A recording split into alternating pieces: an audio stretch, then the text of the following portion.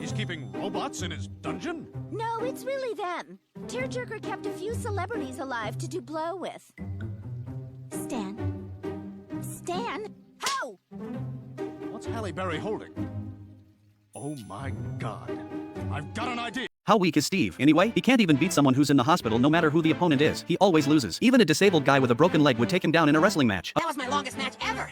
Did you see how I eluded his hand feet? A few days back, Stan was the record holder with 20 straight wrestling wins, and he wanted Steve to learn the sport. But the school had canceled the wrestling program, so Stan went there to promote it himself. Nobody wanted to join, so Stan had to force Steve and his friends to sign up. They finally had their first match. Snot got absolutely demolished. Steve lost in seconds, but Barry won easily. The second match rolled around, and Steve lost again. Barry took down his opponent without breaking a sweat. After several more matches, the principal announced that Barry was just one win away from breaking Stan's winning streak. Stan was shocked, and Roger offered to help protect his record. The next day, Roger claimed he'd beaten Barry up badly, but Barry was totally fine. Turns out Roger had mistaken someone else for him. He'd actually beaten up Snoopy. The following day, Roger was sure he'd fixed the problem until Barry burst in and took his opponent down in one hit. Barry was now just one match away from the record, so Stan decided he had to take care of Barry, but a tree blocked his way, and Roger helped him move it aside. Stan was so impressed that he asked Roger to join the tournament and take down Barry. In their match, Harry got kicked clear into the sky, and Roger won. A month later, Roger was still competing and about to break Stan's record. Stan rushed back to school, determined to stop him. Their match finally began. Stan and Roger were evenly matched. Roger kicked Stan into the air, but Stan quickly got back up, and they started grappling. They were deadlocked even after the gym closed, so they moved to a basketball game, then the prom, and even when school started the next year, they still hadn't finished. Francine would even bring them supply.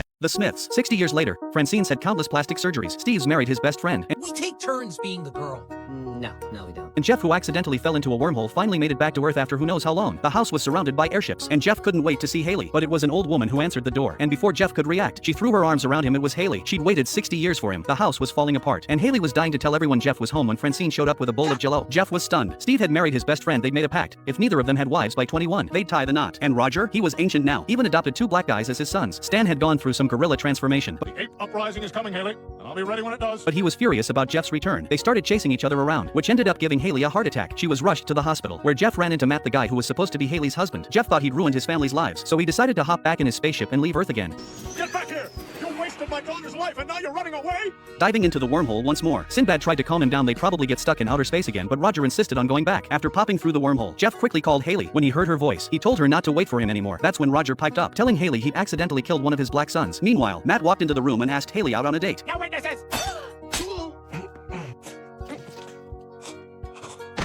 Every Christmas, kids come out and act up because they think they can get whatever they want no matter what they do. They'll even punch their own dads. Stan decides to teach them a lesson about the consequences of misbehaving. Steve's grandfather, who's in prison for a crime, tells Steve that back in his day, naughty kids got taken away by Krampus. He exists alongside Santa. Santa gives gifts to good kids, while Krampus punishes bad ones, and his methods are brutal. On Christmas Eve, Grandpa planned to steal some applesauce, but when he got there, he found Krampus stealing it too, so he locked Krampus up. That's why kids these days never see him, but Steve still isn't scared. If he doesn't like a toy, he just smashes it. To punish Steve, Stan decides to hide all the toys.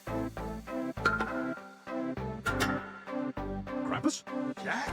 No, Jack's my dad. Stan can't believe Krampus is real, but since he's a demon, he's afraid to let him out. But thinking about his rebellious son, Stan figures releasing Krampus to teach Steve a lesson might be for the best. No! Bring me Jack! If you ever want to see your son! Wait! Once his son is taken by Krampus, Stan immediately goes to find his father. Since Jack is his dad, Stan uses his CIA connections to break him out. In his panic, Stan forgets why his father was in prison Give me the keys, I'll drive. See ya, sucker! in the first place. Krampus takes Steve to his castle. Even after being captured, Steve still acts arrogant. When it comes to dealing with bad kids, Krampus is a pro. Spanking solves everything.